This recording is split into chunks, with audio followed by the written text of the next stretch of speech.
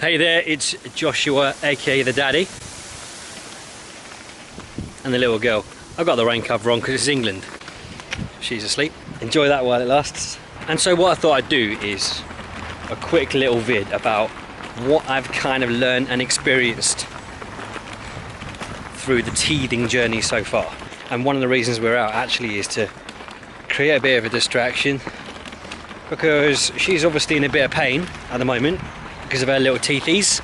Little teethies. Obviously it's hard on her, bless her, but it's hard on us as parents too.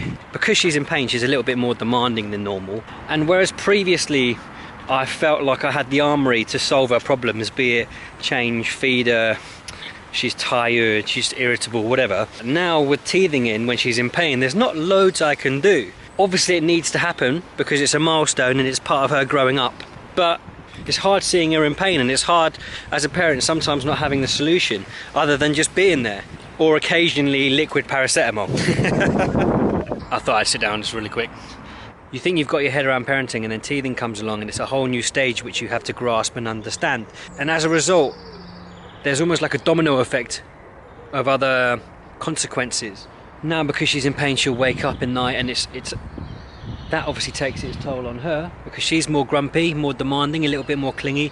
And then as parents, my wife and I are more tired, which therefore affects how we relate as a couple. So the only way really that you can overcome it, for me personally, my piece of advice is just working as a team. I'm aware that there needs to be more turn taking just to give each other a little bit of respite.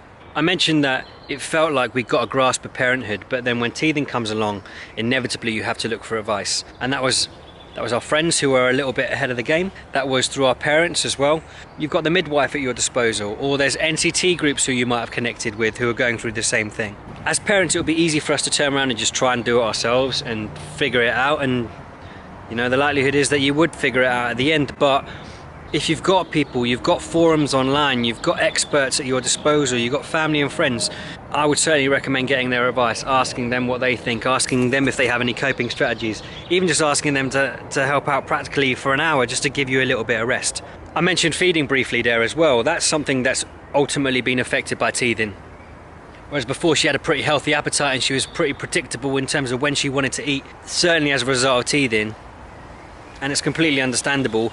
She's a little bit more fussy when she eats and what she eats. We've got 3 or 4 more hurdles to come. She's only got 2 teeth, so there's still a long way to go. But I'm filled with hope and filled with optimism, and I'm encouraged by the fact that this is just a temporary stage, and it's a milestone, and it's almost worth the hassle to get to the end result.